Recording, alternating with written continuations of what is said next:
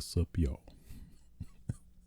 It's your boy, the one and only A Switch, aka the Komaki Tiger Dropper, aka the undisputed, undefeated, uncontested social distancing champion, aka who trying to lick these knuckles tonight.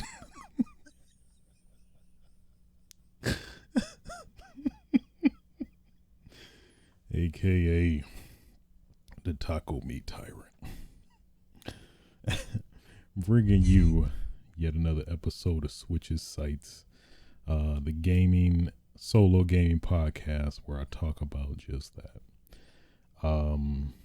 Episode 112. 12.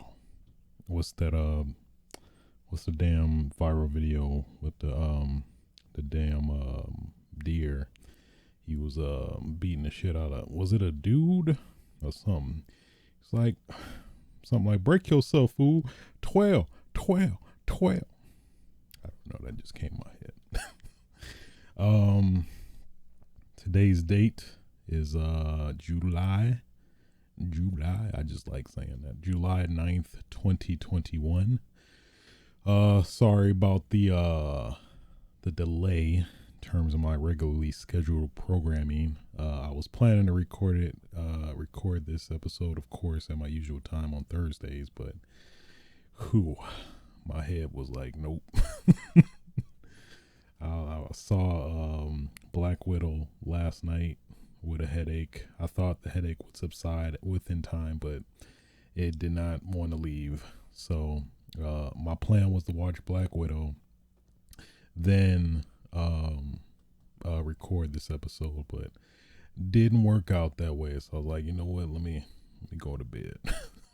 Let me lay down. And I didn't. I didn't get back up. This is all a dream to me now. But yeah. So, hey, you didn't get it yesterday, but god damn it, you gonna get it today. All right.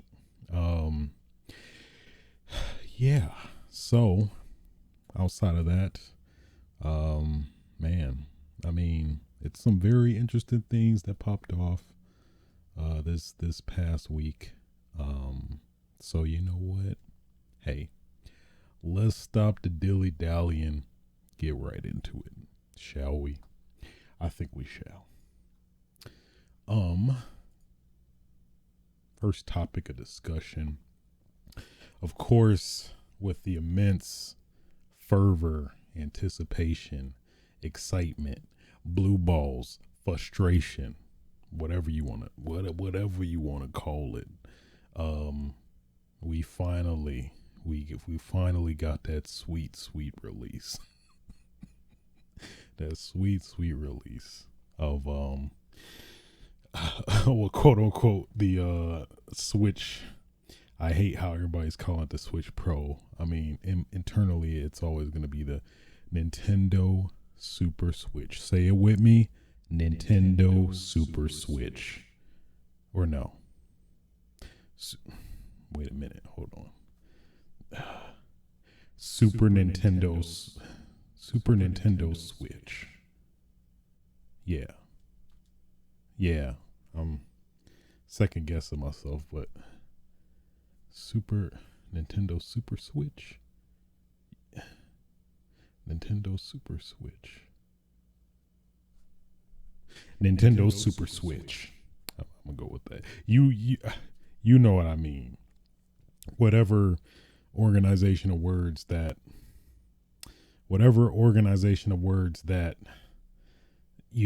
insinuate and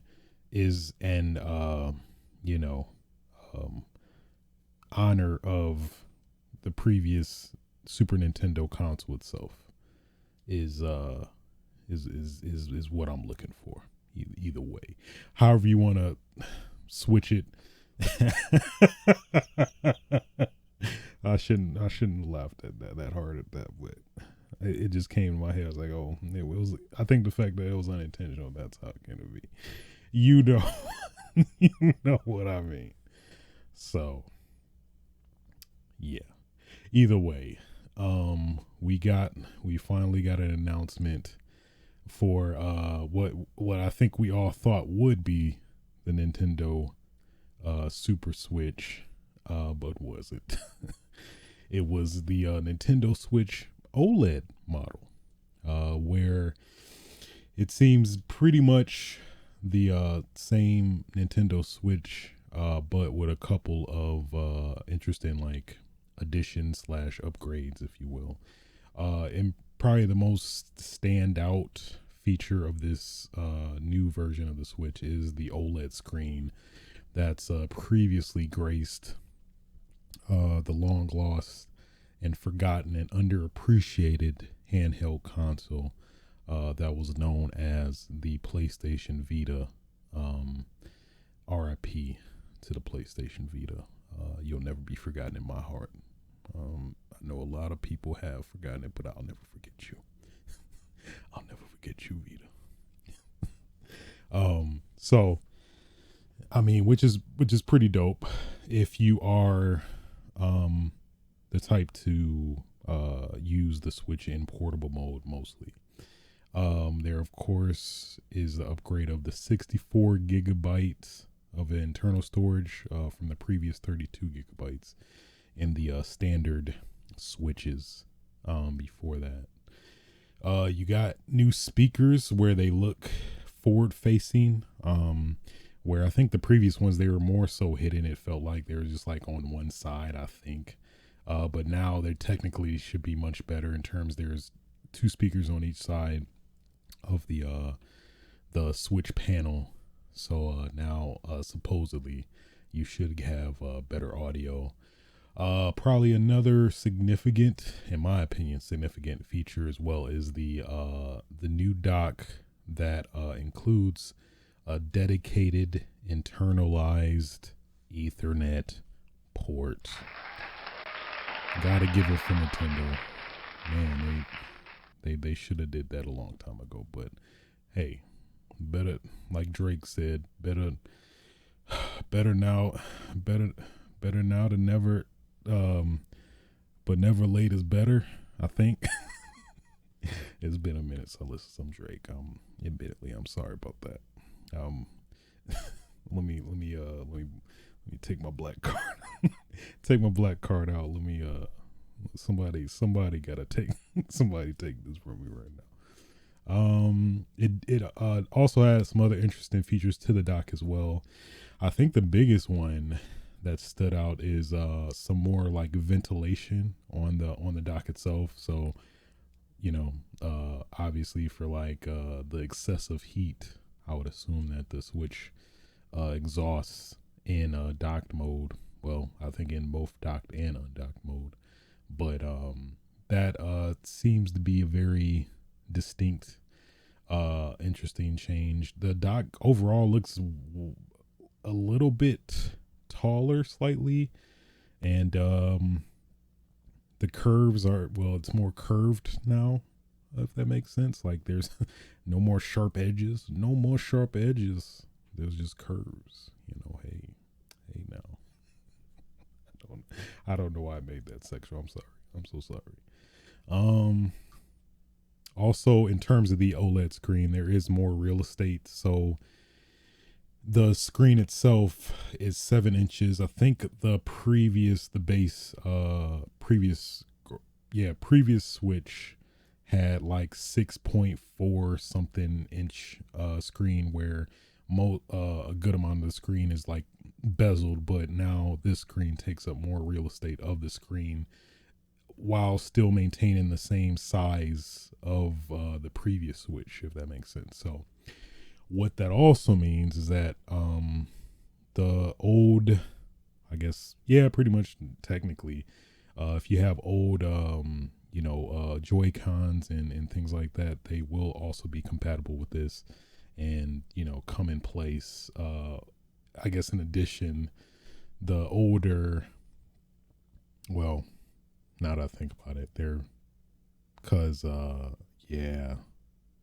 So they technically didn't fix that Joy-Con drifting issue that everybody's been running into. So technically, the Joy-Cons you'll get with this new unit will be the pretty much the exact same Joy-Cons that have been at least majorly known to be prone to Joy-Con drift. So, you got that as well, unfortunately. But it is kind of cool on the other side is that, all of your previous stuff with the Switch is pretty much compatible, including the previous Switch dock. So you can put this new Switch on the old dock and vice versa, which I think is very important to know.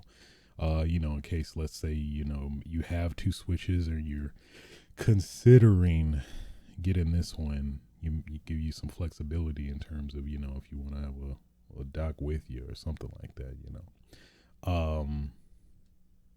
pretty cool.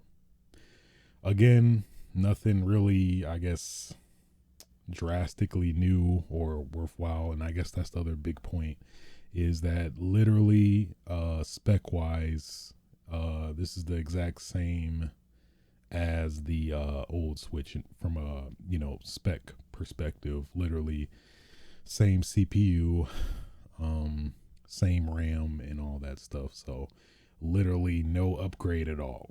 So pretty much the biggest I guess reason for people I guess in terms of the speculation and rumors that were of course we talked about multiple times going around, does not seem to be the case.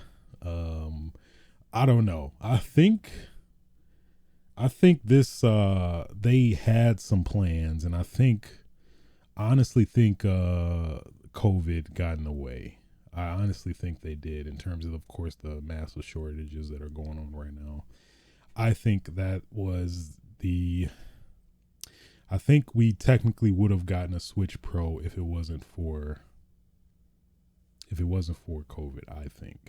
I think the rumors were, I think the rumors were true at that time, but then considering, the world events, I think in terms of the chip shortages and all that, I think that really did come into play. And I think this technically could have been the Nintendo Super Switch, but I think they just maybe had a lot of the components already in terms of this dock and stuff like that, and then just decided, you know what, let's just release this, and then hey, if whoever wants it, otherwise, oh fuck, I don't know.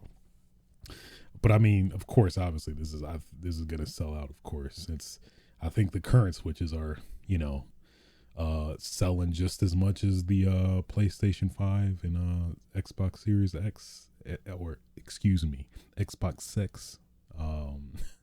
So yeah, and it is $50 more now, but it seems like this is definitely going to be like a Switch that is going to replace the current Switch. So this is probably going to be the base Switch going forward, and then after that, we'll see. But I don't know. This definitely drastically changes everything in terms of. I mean, the Switch is definitely due for a upgrade for sure. In terms of a lot of the games, even some of the first party games, I think one game that comes to mind is what was the Dynasty Warriors Zelda game? Hyrule Warriors Calamity, Age of Calamity, I think.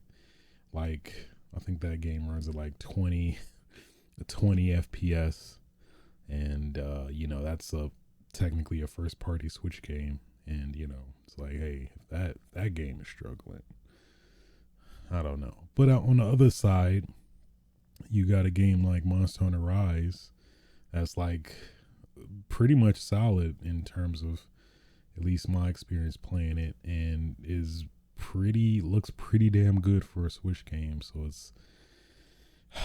it's tough. It's tough. I don't know. I'm definitely on the side that we definitely need some type of upgrade. But Nintendo Switch seems to always beat its own drum, if you will, or march to its own beat. Is that a analogy? I think so. Yeah, for me personally, though, yeah, definitely disappointing that there isn't any form of an upgrade at all. That definitely is for sure what the Switch could use to get somewhat of a boon in terms of specifically sticking with third party games that are multi-platform, that you like, you can literally tell, like, some games that are like coming out, it's like, oh, that's not coming out on the Switch. And it would be cool for Nintendo to be like, I don't know, stiffen its foot in the console wars between Microsoft and Sony, and be like, hey, all right, we're a console too, guys. Bring your games over here, and we're gonna run them. All right, that's all I gotta say. Is like, oh, okay, all right. So we'll see. I don't know. This white though, I don't know. It's looking kind of slick. This, I guess, it's kind of it's kind of similar to the original Switch, like gray design. I'm liking it. I'm not sure if I would get it though, and I guess that's overall. I don't know if I would get this. Maybe if the opportunity presents itself, but I'm not. I'm not elbowing little kids or anything to get this. I'm not gonna trip a grandma to get this. I mean, I'd trip a grandma for a PS5, but this new Switch thing, I don't. She she could live to see another day. It's horrible. It's so horrible. I'm so sorry. I would never hurt a grandma. All right, unless she hit me first. Unless she hit me first, then I was like, all right. I don't want to do this, lady, but I gotta do what I gotta do for my manhood. So horrible. So yeah, grandma's getting hit aside. It's definitely not what we wanted, but I mean, it's like, okay, I guess. So I mean, if you definitely are a portable focused gamer, Switch player, you definitely could benefit from this. But I mean, at the same time, if you're like, launch Switch is in pretty good condition, haven't really messed it up, nothing's cracked. Oh yeah, I forgot that that is another big improvement. The kickstand is way better on this compared to the flimsy like toothpick ass stand you had on the previous Switch. So now this stand is similar to like the Microsoft Surface computers, where they have the stand that extends to the full length of the panel, or in this case the Switch tablet. So it actually fully supports the Switch. So if you don't like, some annoying person just hits it on the opposite corner of the skinny ass stand, it won't like literally fall over and then your Switch is broken. And then I think in some cases people's flap just totally broke in terms of the hinge, so the hinge is loose as hell. Just all bad, just bad. So at least now this Switch will be much better in that respect. So I say, yeah, if you really just play your Switch only in console mode or docked, I don't, it's not much of a reason for you to get this at all. Maybe the Ethernet port, but that is not really enough to just, you know, justify getting this. I mean, I hope they sell that dock by itself because they did confirm that old switches will work with this new dock too. But I assume they're not going to do that up front. They're going to try to bait you into getting this first. And then what, like a year or half a year down the line, they're like, hey, all right. Anybody want this switch with the Ethernet port? It does replace the USB 3.0 port in this current switch. So, but I mean, most people use that anyway for the add-on Ethernet port anyway. So, totally fine trade-off. I'm totally down. I think this technically is the first time Nintendo has a Ethernet port on their console, cause the Wii U did not have one, Nintendo Wii didn't have one, and I'm pretty well. I don't know if it counts for the GameCube. I know the GameCube you can buy a broadband adapter, but of course it doesn't come stock with the Switch. So technically, I guess you can count the GameCube if you had the broadband adapter, but I think technically this is the first, if we're not getting into the dynamics, the first Nintendo console to have an Ethernet port. Welcome to welcome to 2001 Nintendo. Welcome. Happy to see you. Happy you made it.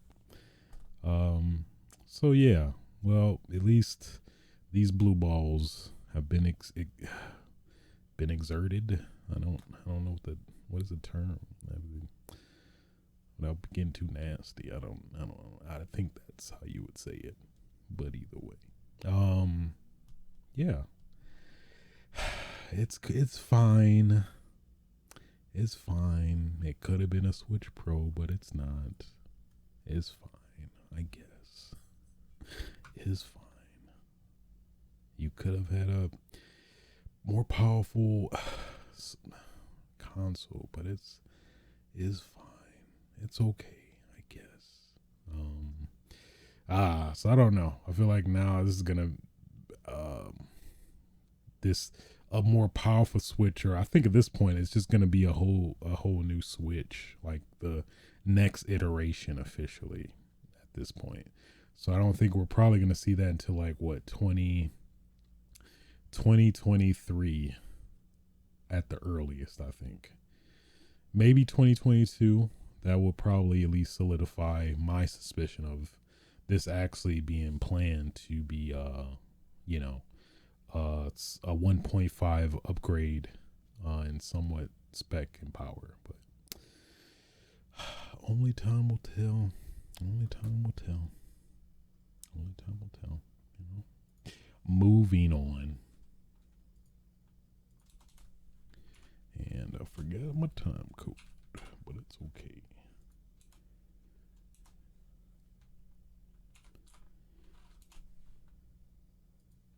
Sony had their state of play, and somewhat of a not impromptu. They gave us a little bit of warning, but I think they announced it Monday, and then we got it yesterday, Thursday. Pretty much a quick, tight state of play. It wasn't nothing too crazy necessarily. Actually, let me look at the recap because I forgot some of the games. I forgot some of them. Let us see. Let's go through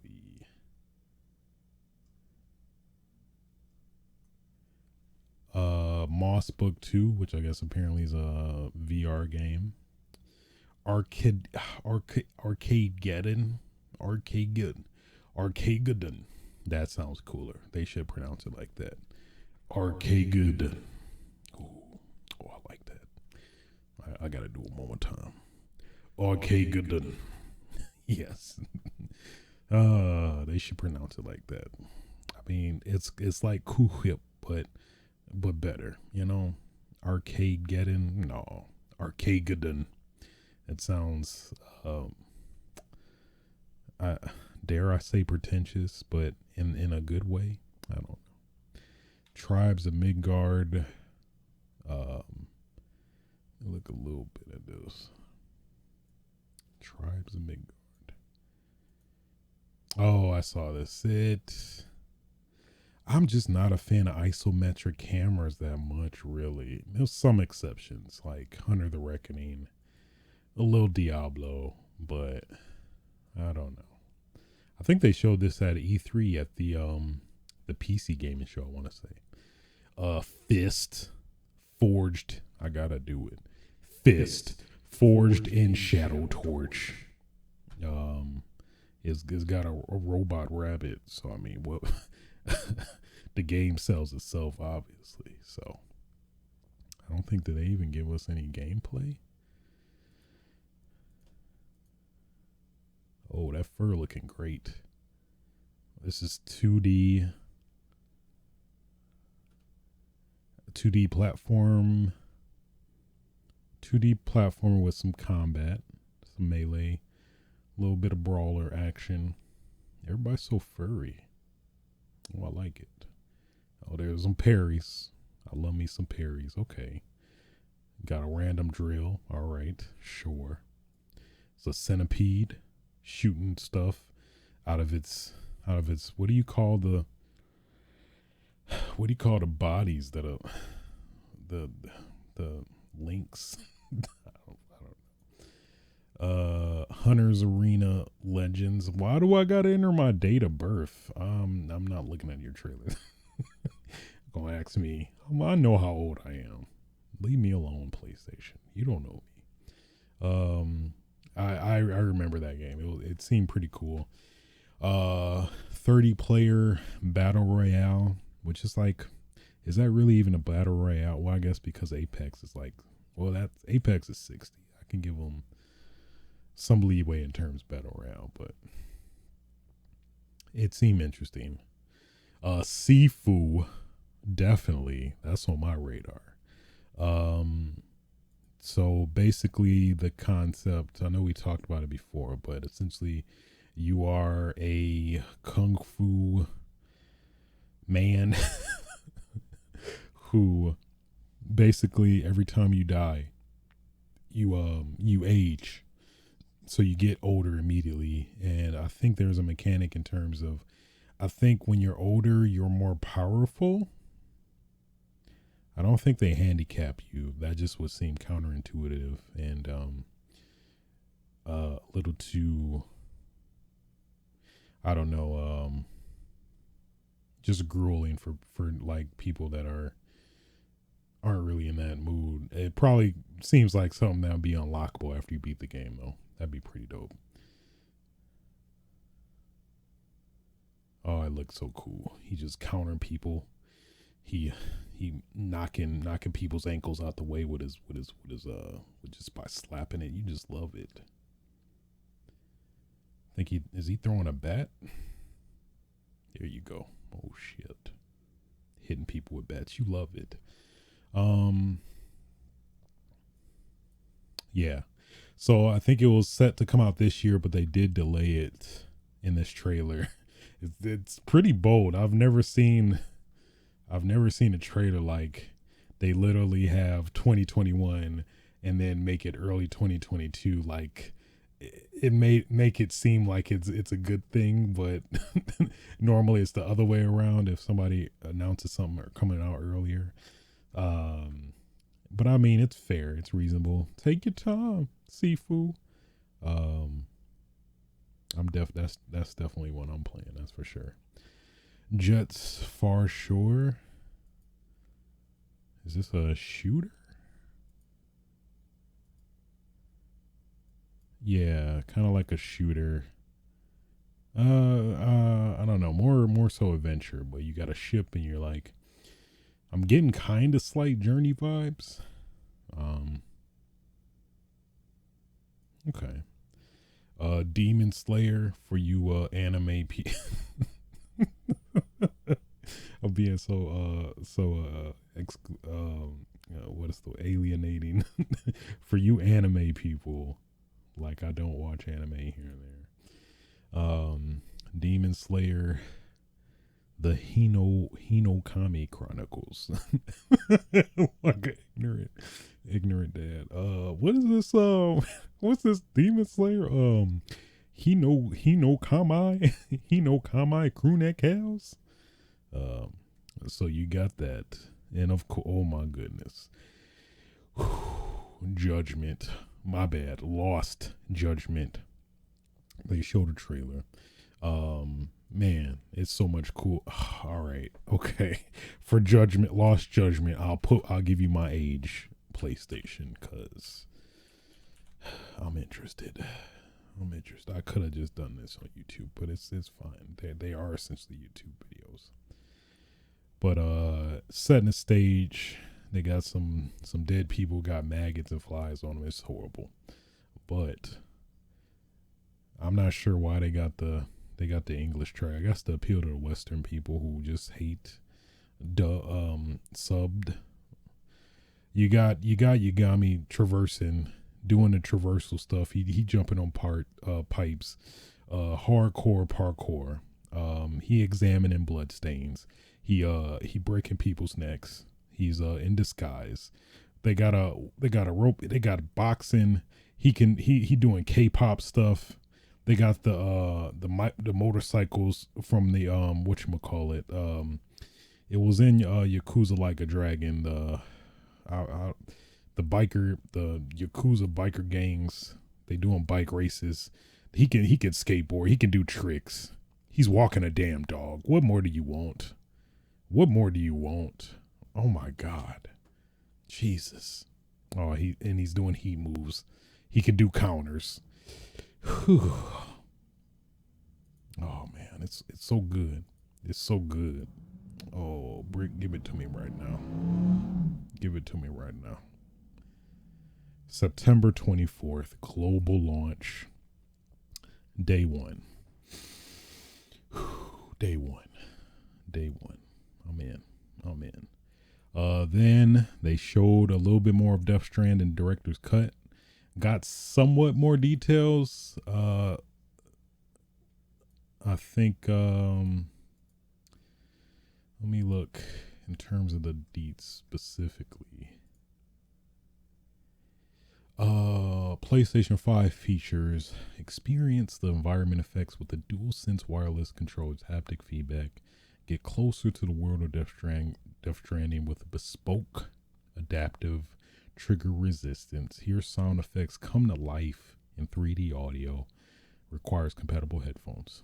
Get into action quickly with the PS5 console's ultra-fast SSD, near instant loading times. Choose from 2 picture modes: performance mode with upscale 4K and up to 60 FPS, or fidelity mode in native 4K, both with ultra wide and HDR support. Ultra wide. So technically, can you?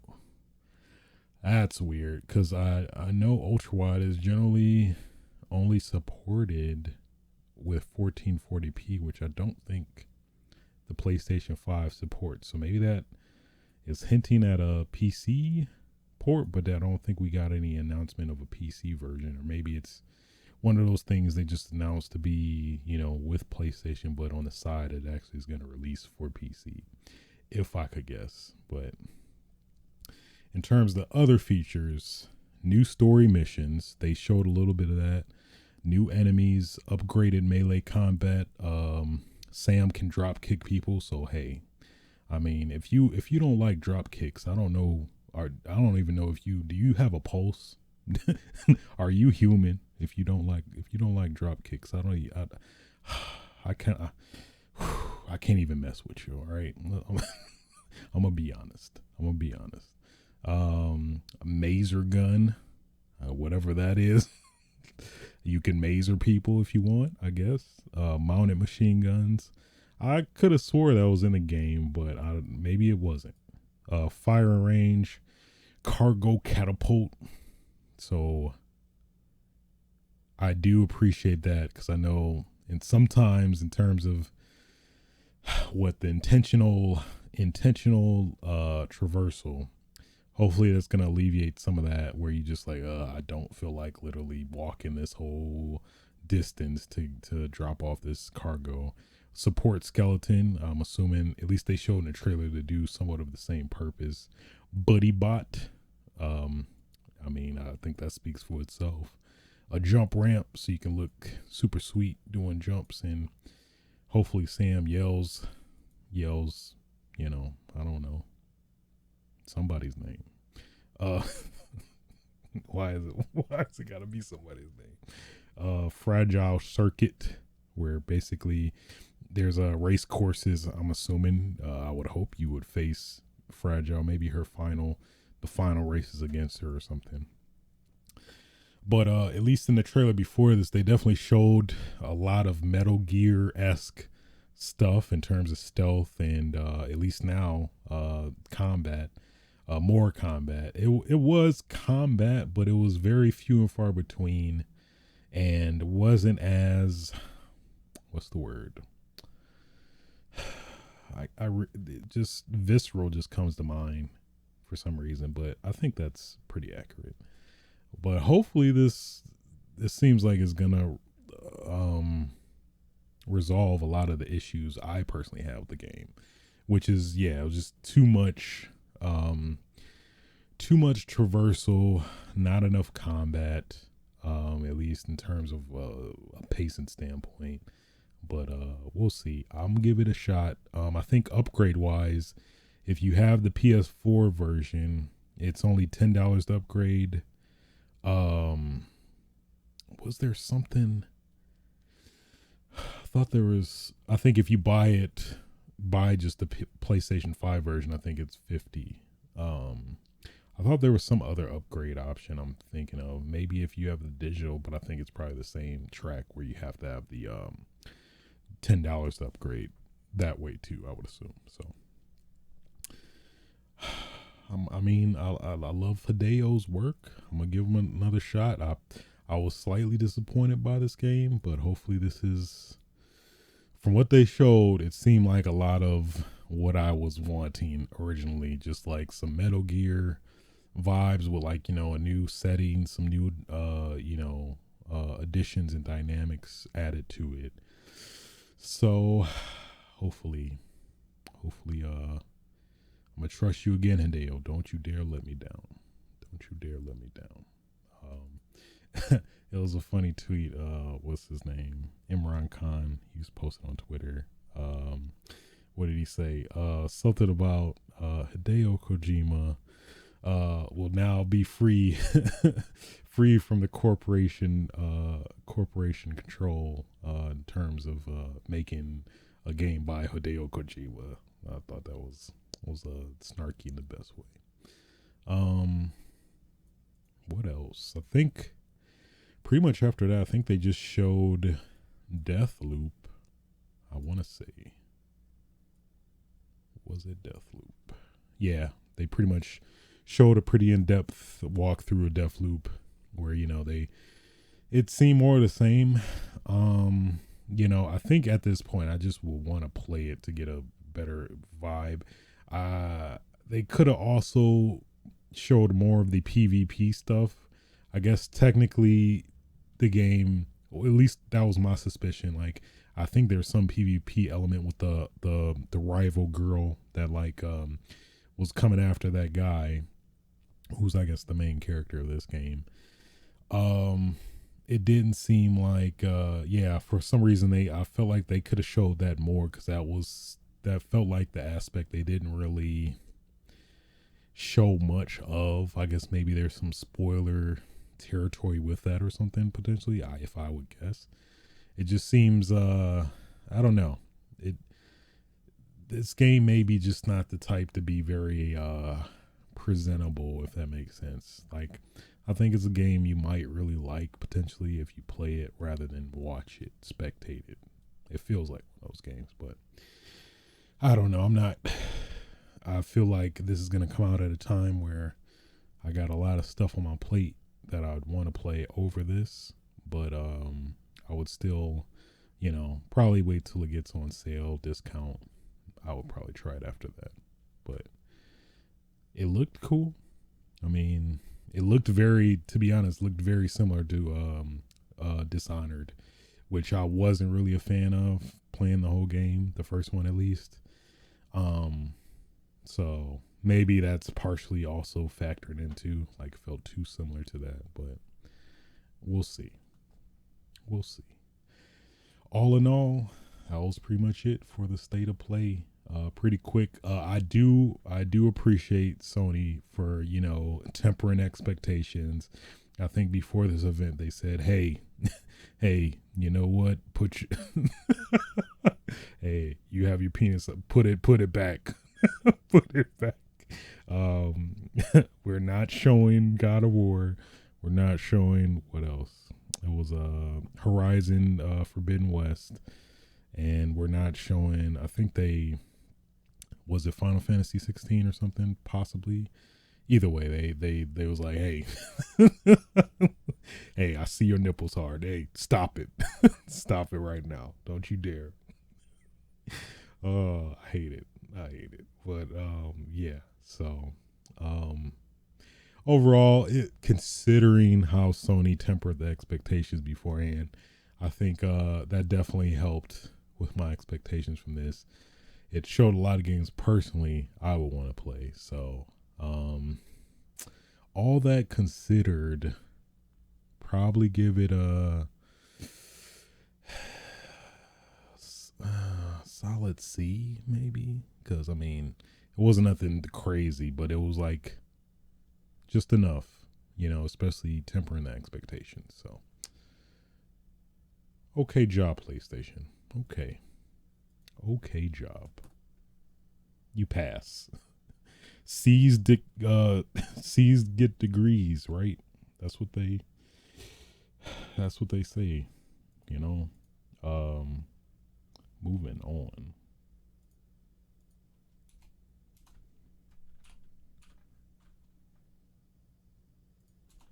GTA 5. Nope. GTA 6. Whew. Get ready. Get ready to play it in 2024 or 2025. So this has basically been a rumor going around that supposedly GTA 5 6, it's like it's been here so long I can't mentally I can't conceive the possibility of there actually being a GTA 6. I just can't fathom it at this point because it's been so long. But GTA 6 will supposedly be out in 2025, 2026.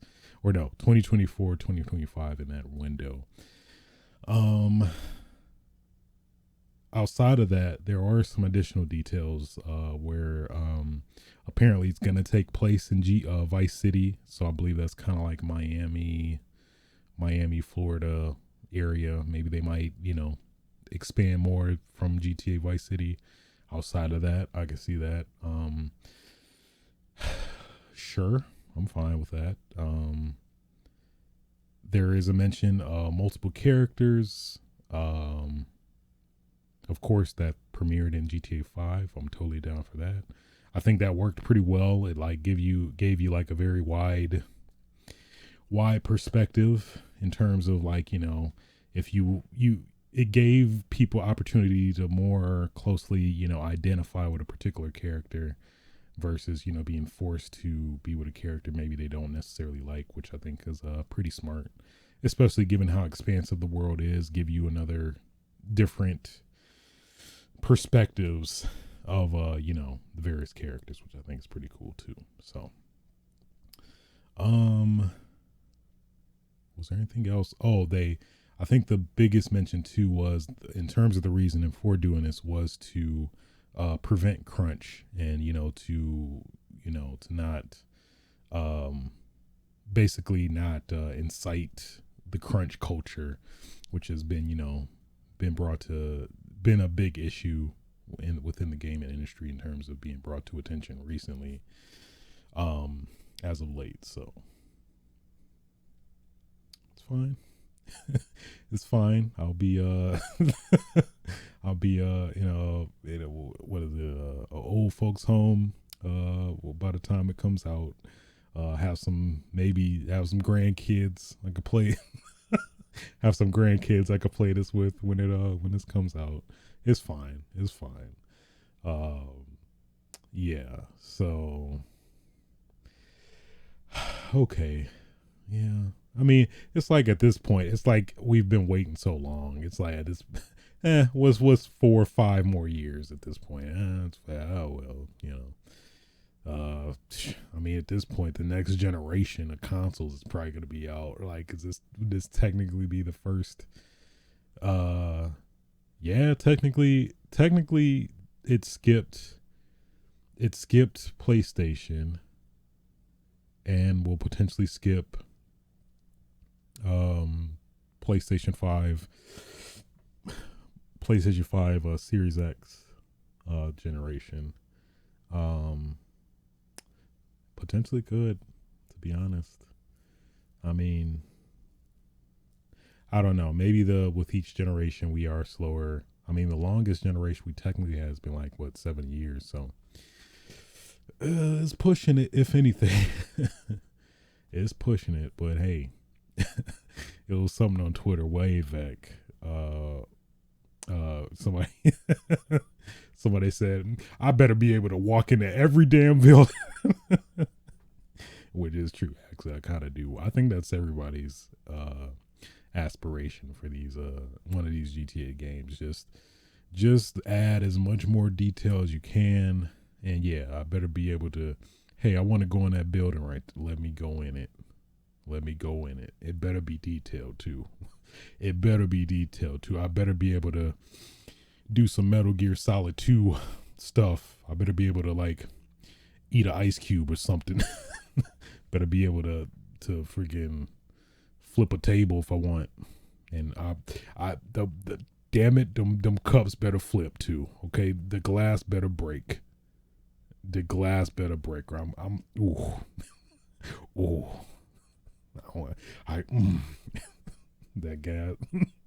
That glass better break. I swear to God.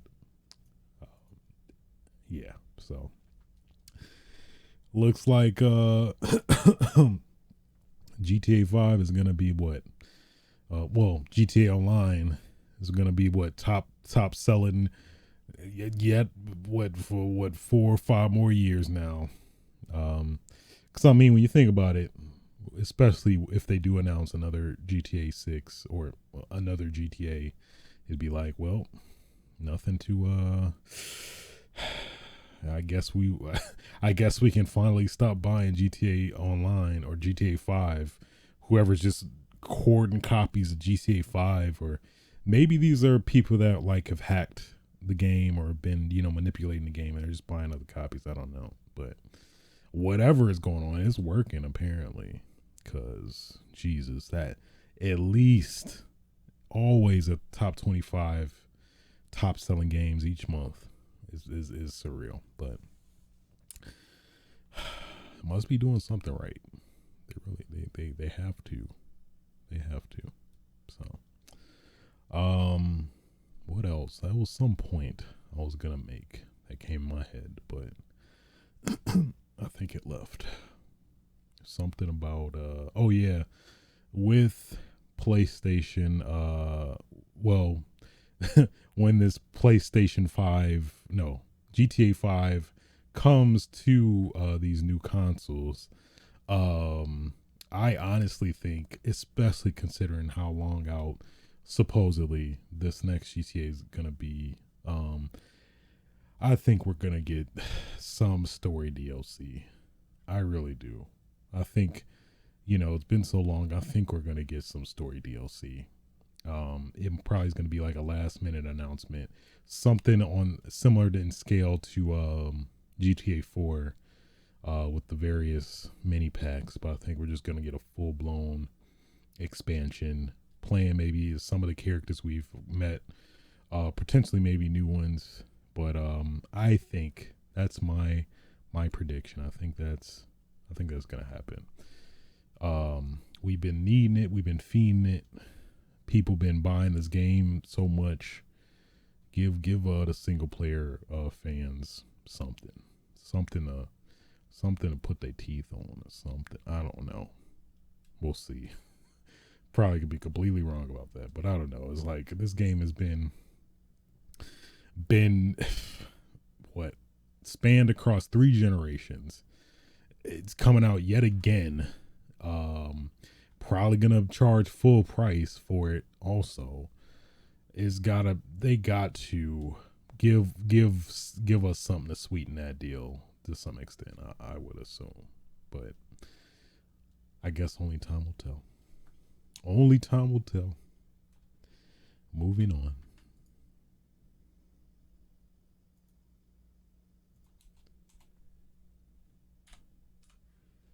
Mortal Kombat 11 is officially done. Finito. Put a fork in it. Cause it's done. So the official Mortal Kombat Twitter account dropped a tweet specifically stating, quote, NetherRealm is now focusing its new NetherRealm is now what is going on?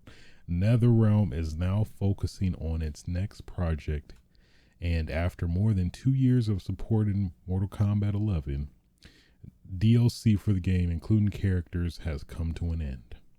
So, also pretty good on Mortal Kombat or NetherRealm to yet again temper them expectations for people. I know there was rumors about Ermac. I think was a big rumor. It was somebody else. I think potentially Ash at one point, but I think that kind of got squashed.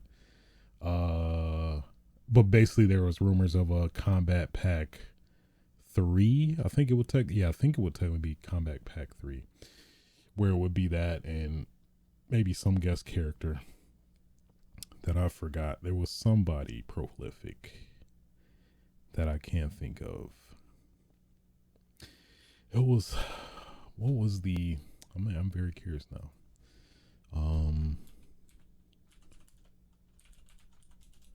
Combat Pack 3 rumors. Or did we technically get a Combat Pack 3?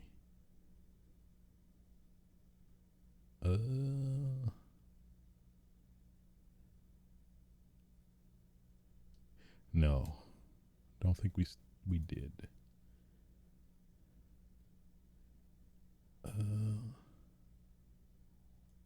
Huh.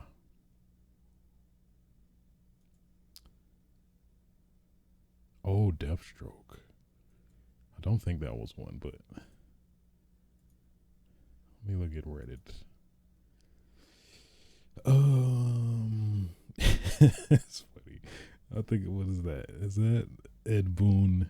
I'm looking at the picture of this. Oh, Ed Boon is Raiko. Stupid. Who was it? It was some pretty noticeable leaks that I can't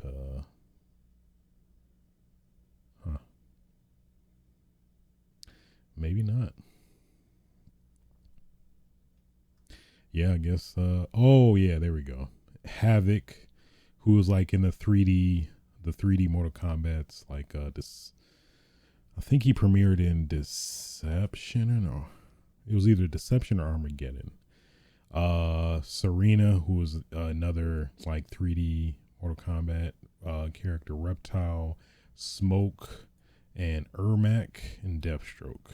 Yeah, I think those were the rumors for that pack. But yeah, it looks like that is not going to be. But I mean, yeah, in terms of support, I think this actually was pretty substantial, at least especially compared to Mortal Kombat X. And on top of that, we had a whole new like single player expansion on top of that, where we had I forgot what it was called, but basically additional story mode DLC pack, which is pretty dope too. So considering everything, I think it's pretty good lifespan for Mortal Kombat 11. I never really got a chance to fully get into it, but of course I always appreciated their story modes.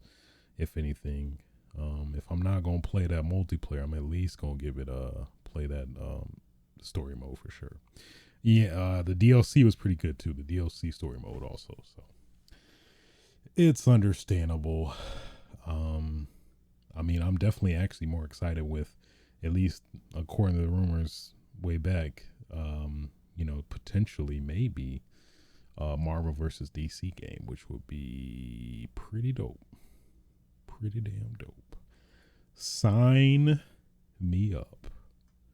Put me on the top. Put me number one on the list, please. Put me number one on the list, please. Yeah, I'm fine. I'm fine with it. As somebody who's not a pro that dude's ultra combo. That's not me. Oh, you see that tech?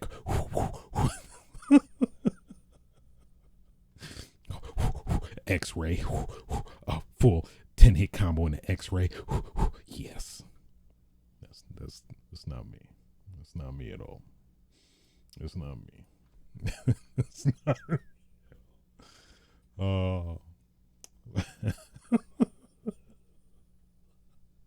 Oh, it's killing me.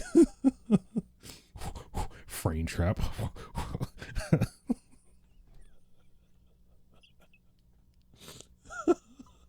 Okay. Oh man, let me stop. Let me stop before before that character consumes my soul. Hey. Full circle. Full circle. Okay. Moving on.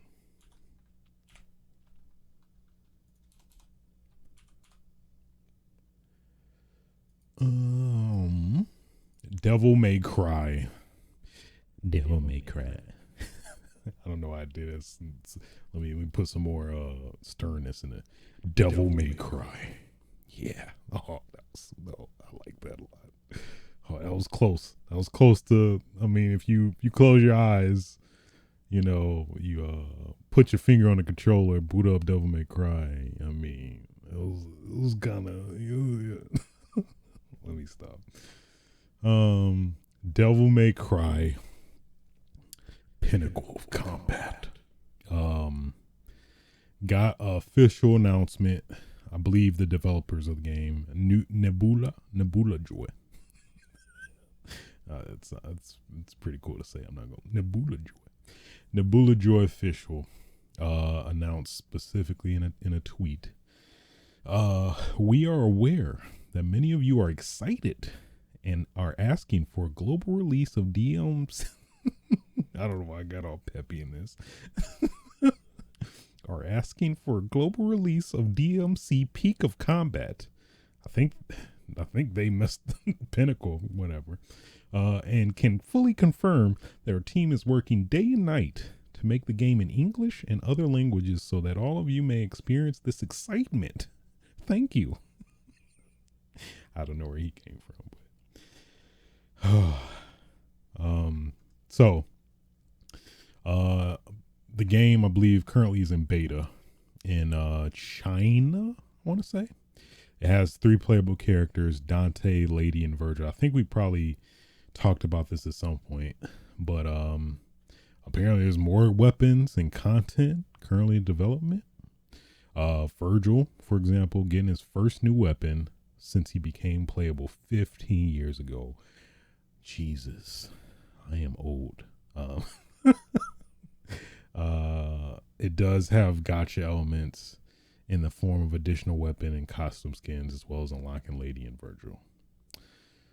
I mean, if there was any game that would make me literally play on mobile, it would be Devil May Cry. That's for sure. Um, yeah, I'm digging it. So this is definitely a game I definitely wanted to play, but of course, I didn't. Maybe if I wanted it bad enough, but I did not feel like jumping through so many hoops to like what probably get a make a make a Chinese account, then try to access the Chinese store. But of course, probably the game costs in some extent, so you probably have to buy some Apple money and then Chinese, then maybe buy it. Then, I just dread the thought of that already. So at least now, conveniently, it will come to the U.S. And there also is controller support. Because yeah, for playing this game on touchscreen, get it away from me. I don't want it. But there apparently is controller support, official controller support. So sign me up completely, instantly. I don't care. Sign me up. I wanna jump on people and shoot in circles. I want Virgil to say I'm motivated. Oh, I forgot. So I guess you could say with this game being out, now I'm motivated. Oh, now I'm motivated. That gets me every damn time, man. Oh man. Uh, whew. Okay. Well, I think I've gushed enough. So with that being said, that concludes the news for this week. Now, let's get in to what I have been playing.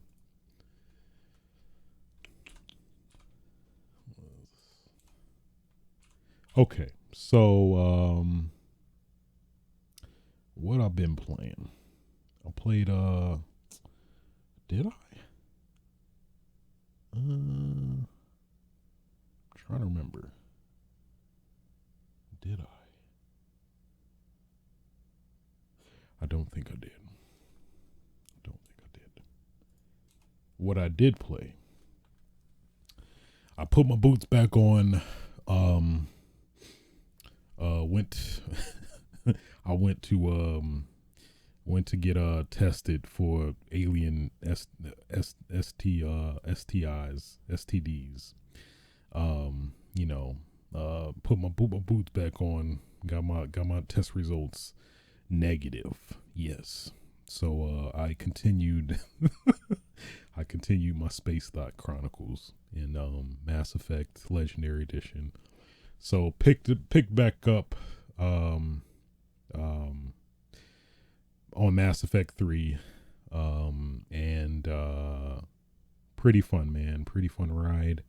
It was very great to see everybody. The last act again. Also played the Citadel DLC, which I for some reason, I don't remember why, but maybe I was so I don't know, maybe I was so disappointed by the ending and just turned me off so much.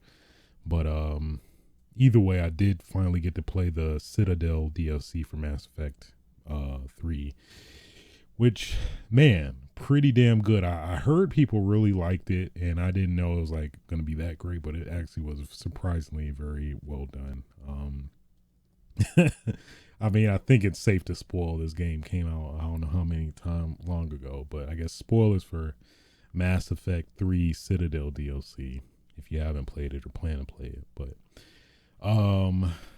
yeah, so basically it started off where you have a separate location to go to on the Citadel, location, and then it basically starts this whole DLC where you're basically, I think canonically, it of course takes place before the ending of the game, and you could do it actually somewhat earlier, pretty early, which I kind of wish I waited on, because there's potentially cool stuff you could have did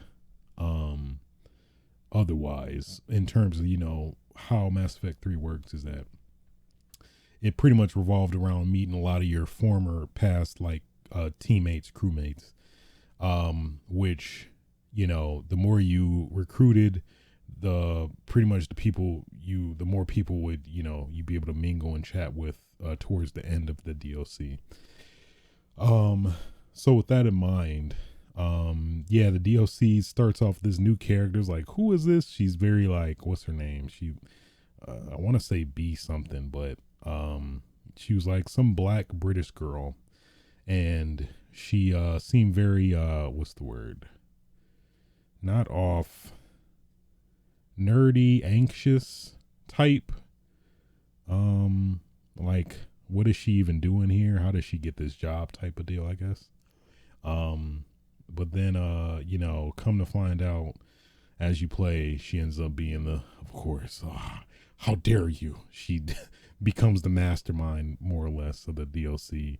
And then, which is funny as hell now, it's like, there apparently was a clone of yourself. So as you were getting reanimated in Mass Effect 2,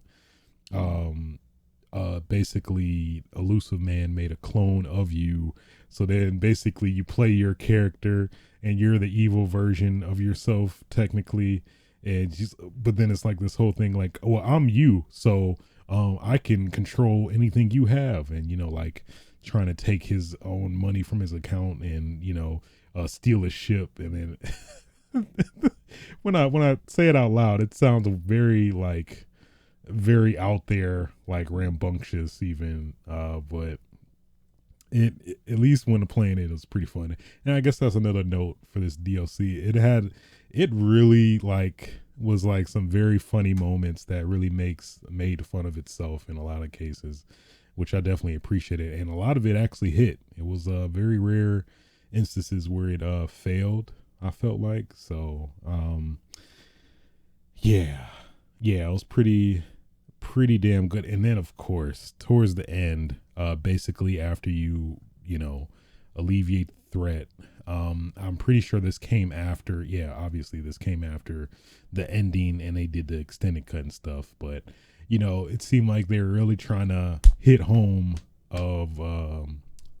like this is the end. This is the end of everything, man. And let's have one final party and just party our asses off or whatever. And it was cool, sweet, sentimental. And it was pretty dope. It was pretty dope being able to hang out with everybody in very good spirits, forgetting about everything, the Reapers, forgetting about the Reapers that are imminent doom of the Earth, the galaxy, really. It was pretty it's pretty fun. What's her name? Liara, using her bionic powers on James Vega, I think. To have a freaking standoff. You got I guess I see her kind of like a secretary or a personal assistant to me for my ship. I think Trainer, where I guess she's apparently lesbian, and she just was straight thirsting over Edie's voice, and what was she saying? Can I make love 2 times to her voice?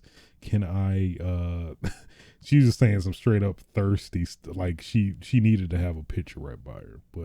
And then it was just a funny, embarrassing moment where she's literally Edie's very robotical, logical, personality, really, saying well, if you said you really wanted to pin my voice up on a wall and lick me up and down, you meant that, right?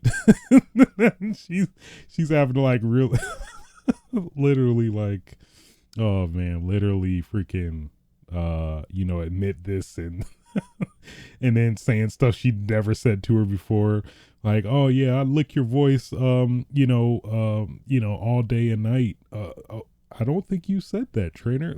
Oh, I did. Oh, stupid stuff like that, which is just genuinely funny. Oh man, yeah. It was to the point where this felt like, man, was this made by somebody else? Kind of. It totally gave a somewhat of a very drastically different tone from the base game. It felt like, I mean, of course Mass Effect has its funny moments here and there, but if it seemed like they were really trying with this DLC, but they were hitting at the same time. So it was an interesting, refreshing change of pace though, which I did appreciate. So shouts out to the Citadel DLC, man. Super fun. Really liked it. Really enjoyed it. But then after all that was said and done, I guess some details about my playthrough. Oh yeah, I forgot. I played. I got to the point where you have to decide between Tali and Legion. Technically, even though I think technically Legion always dies, but there's a better resolution either way. At least the choice I made, I thought both would live, but I guess the decision I made, which basically preferred Legion side to still live, but they would take out a lot of Tali's race. I think the Quarians. She couldn't take it, and then she like literally unmasked herself and then just fell, just jumped off the cliff. I tried to save her. I'm like, Tali, don't. And she like, I can't live here anymore, and then just let me go and then died. And then I was like, damn it, son of a bitch. Can I? And of course, I immediately like, let me Google, can I save them both? I think I can. So pretty much I was like, okay, so you have to. It was one mission I didn't do. I thought I didn't need to do. It was just like some one-off generic like copy paste mission, like the multiplayer for Mass Effect 3, I remember. So come to find out, I can do that, but the last save for that was like damn near like 2 hours or so ago. I'm like, fuck. So I was like, I do want Tali to be with us still, so reverted my save 2 hours back, did everything all over again, but this time did that extra mission, which then towards getting back to that same point, I was able to make a decision that pretty much appeased both sides and actually formed peace with both sides. So the tough issues I go through trying to save these people in this game, man. But with that being said, later in my playthrough, got to a point where pretty much I had to save Miranda, or pretty much where Miranda would be saved, but pretty much found out after she died, of course, that the conditions for saving her were pretty damn tight. And it would cost me again, revert my save back to play like 8 more hours replaying the game again to try and save her. And I'm like, yeah, I'm sorry, Miranda. You got a nice booty and all, but we were together in Mass Effect 2, but I forgot that was the other factor too. I got. But it was a couple reasons. I thought Miranda would just be a character like, oh yeah, we had a really good thing in Mass Effect 2, but I can't be together because I'm a rogue now and I can't be seen by people or something. And I thought, well, okay, I guess she's technically won't be a romantic interest in this one, but I think ultimately that kind of was the case, where it's just like she would just call me and that's it. She wouldn't come to my place and do stuff, So I think technically after the fact I did make the right choice. But either way, I got with Ashley. I mean, her alien racism aside, I gave her another chance, and it seemed like she changed herself for the better in this playthrough, in 3. So I was like, you know what? Let me let me try with her now, and then sure enough, got the smooching, and we towards then, we did the deal. So thank you. It's tough. But yeah, so basically got with her, but I didn't know that Miranda actually would come back. So then in that one mission, main story mission, she came back, and then pretty much because of the conditions were like super strict. So basically I had to keep coming to the Citadel whenever she would message me through my messages, to go back to the Citadel and see her and talk to her. And then for the one bitch ass character, Kai Lang, bitch ass, he killed Thane. I don't like him, but after I met him, I needed to warn Miranda about him, and basically that would avoid Miranda getting beat the hell up by Kai Lang later in the game, which I wasn't aware of until, of course, after I got to that mission. So pretty much I would have had to, clear 8 hours, play 8 hours all over again just to save Miranda, and she wouldn't even, do stuff in in Mass Effect 3. So it's like, well, what am I doing this for? What am I doing this for? So yeah. So sorry, Miranda. R.I.P. Miranda. You booty though. Sorry. Ooh, my bad. Yeah. And if the save was like maybe an hour or two, kind of like Tali, I'd be like, okay, I got to. But 8 hours, out your damn mind. 8 hours. R.I.P. Miranda. I'm sorry. Then, of course, finally got to the end of Mass Effect, where, of course, the very, I'd say, still controversial ending of Mass Effect, which, now that I've played it a second time after, of course, 12 years since playing it, more or less. I don't know how to describe it. I think, considering all the choices you made in Mass Effect coming up to this final game, and especially like the lead up to the ending of this, which, keeping in mind that they this is the extended cut content of this version, where they tried to make it better due to public outcry at the time. It just didn't feel conclusive enough, I guess. I don't know. And I think I just have some issue with the 3 choices. I think I guess I didn't meet the condition for the third choice, because there's what was it? Control, destruction, and synthesis.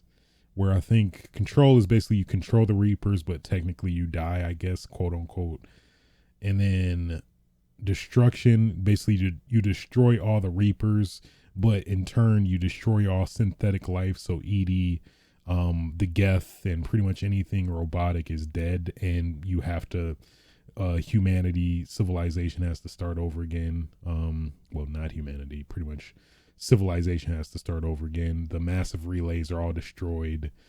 Then there's the synthesis ending, which I didn't get, or didn't have the option to choose, where basically you I guess you become, everybody becomes synthetic. So it just feels like all are just still not, I guess, clearly good, bad. Well, I mean, it feels like all are bad, to be honest. And it feels like, the more I think about it, like a YouTube video that really stuck with me at the time when that Mass Effect 3, the Mass Effect 3 ending, or, Mass Effect 3 came out. really stuck with me in terms of like the indoctrination theory, where I think, you know, the test with Elusive Man, where, you know, the option to shoot him is up, but it shows as bad. But I'm like, wait a minute, is it because you're indoctrinating me? You're making me perceive that as bad, so I shot him. So I'm not sure. Maybe if I didn't shoot him, then the indoctrination, that third option would be available. Then that would add more credence to the indoctrination theory of, you know, essentially, your character Shepard has been controlled by, has been throughout the whole game controlled by the Reapers, and in this ultimate end, pretty much all of these decisions, for the most part, prefer the Reapers to still live, essentially. So, yeah, I don't know. I think that's partially part of my gripe, but maybe that's the biggest gripe. I don't know. It just did not feel. Yeah, it just didn't feel good, I guess. But I mean, if it wasn't good, I mean, don't give me an option. I don't know. But I mean, of course, that would make sense for a game of Mass Effect where you do all your choices do matter for the ending to be, you know, conclusive. I don't know. Just personally, I just wished there was more diversity and there was more. It wasn't so gray in terms of like it seemed every option had like a pretty negative, unfavorable option with it, where it's like you could do this, but you kill everybody, or yeah. So yeah, it still felt pretty bad for the most part. I mean, the extended cut stuff helped, but it's been so long. I wasn't sure what was. I think extended was like the additional side cutscenes towards the end, as well as the like still cutscenes afterward, where you see all of the characters, your main characters and stuff. It helped, but it did not fully, I think, you know, resolve the main gripe that a lot of people had, which I don't know. At least the ride was very fun, but the ending was felt like a whimper for the most part, unfortunately. But yeah, I did beat it. The Mass Effect Legendary Edition has been complete. It was a fun ride though. Of course, the ride, the destination is another another question though. But it was a fun trek back to the trilogy and kind of reflecting on a lot of the what I did truly enjoy when the game, you know, initially you know, premiered on the 360 and stuff. So yeah, wished yeah, I don't know, just something, just not that, I guess. I don't know, just didn't feel great. Did not feel great for some reason. Yeah, now I'm probably gonna watch the indoctrination theory to kind of get maybe justify my feelings, which, to be honest, the indoctrination theory would have been I totally would have accepted that as an ending. That would have been very, I think, powerful, and, you know, at least giving you the illusion of choice, but technically you don't have any choice regardless, which I think would have been more powerful, especially if that was explicitly stated. But I think the writers of the game, they like debunked it or something, I think, because it caught so much steam. But it's fine. It's fine. You know, always have Mass Effect 2. That was probably definitely, in retrospect, definitely, clearly, for sure, the best game of the series. You don't have the the sour taste of the ending of 3, but yeah, Mass Effect 2 is definitely the sweet spot for sure. The cool side of the pillow, if you will. But I digress. Thank you, BioWare, either way. You know, it was a great ride. Wish just wish the destination was good. Um, and that's pretty much it. Literally, hardcore played this whole July 4th weekend. Hardcore played Mass Effect 3. Um, let's get into what I've been watching. Of course, Loki episode 5. We're so close. We are so close. Man, yeah, this episode is pretty dope. Of course, I'm not gonna do any blatant spoilers necessarily, but whew. So of course, going by the end of the last episode, you do,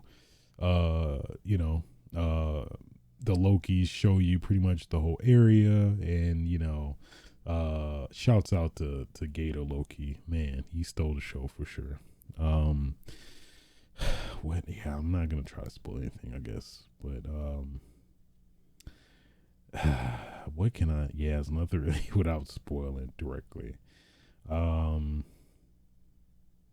Yeah, it was really good. It was really good.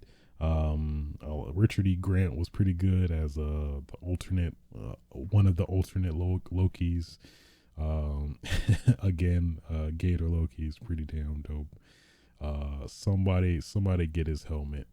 We need a Petco get a the Loki helmet for every animal known to man. It's gonna be on every animal. Put it on a turtle. Put it on a damn. Put it on a monkey. I don't know if you can legally have. Put it on a tiger. Damn it. Put it. I mean, at least he look cute as he's mauling your face off.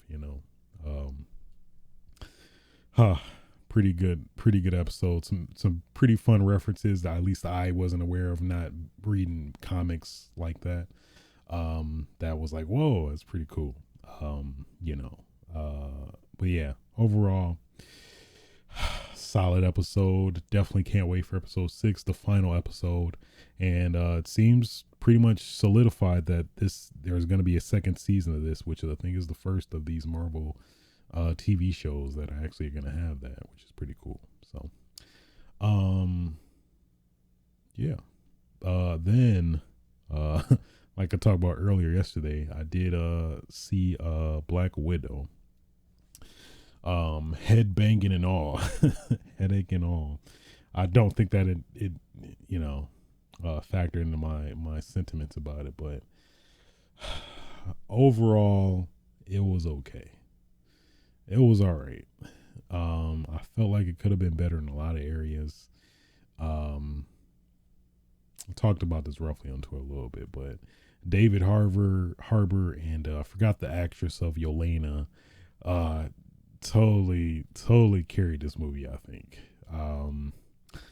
Just a lot of comedic stuff that is like, self-satire about Black Widow as a character and stuff like that I don't want to ruin for anybody, but super funny. I'll probably try to remind myself to spoil next episode, but yeah. Some pretty funny moments, especially Yelena. Man, after credit scene, pretty interesting.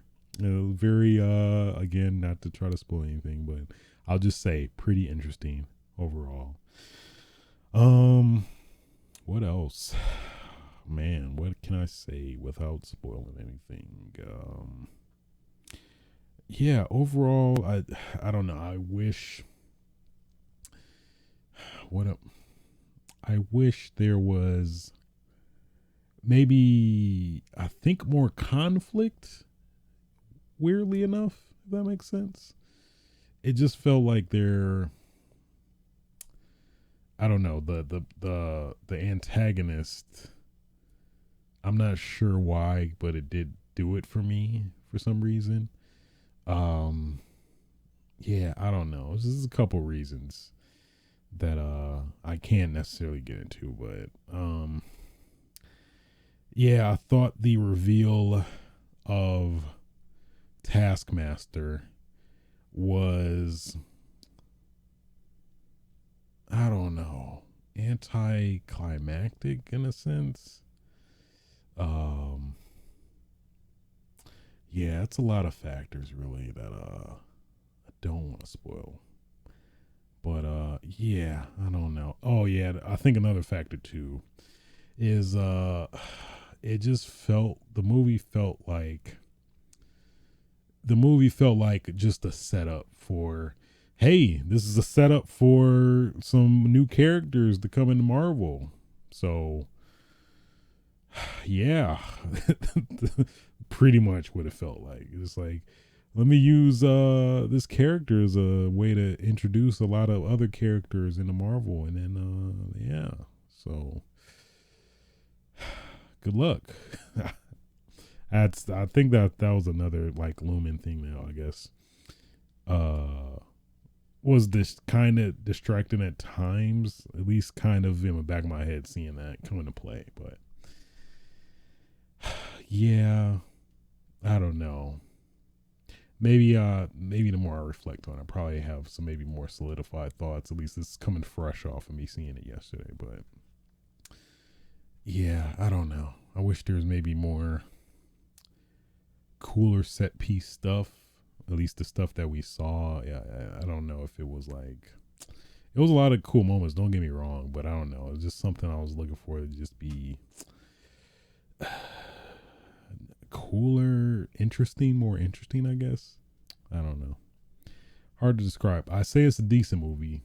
Not for sure, no way, shape, or form, not pay $30 for your art on top of your already existing Disney Plus subscription for it. That's for sure. So if that was the case, I would not be I'd be way more heated. But you know, luckily there was a theater nearby that I did see it. So,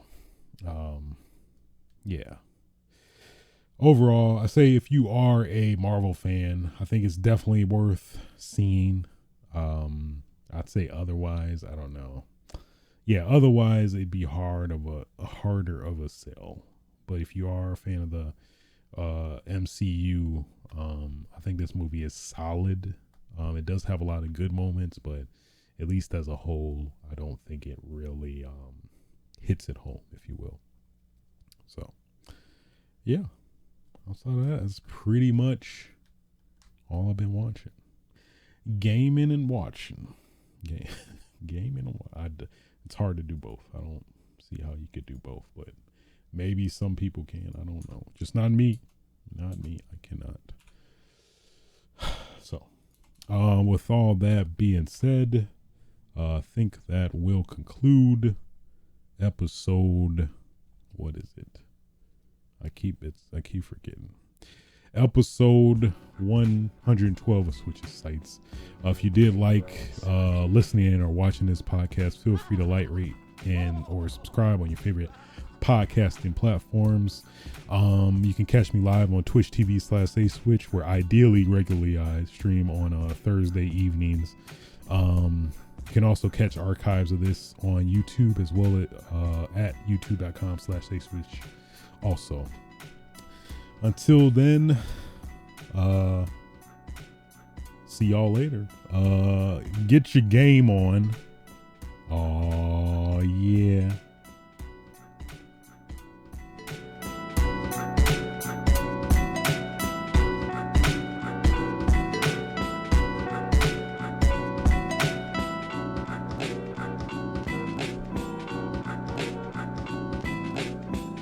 Nobody's safe.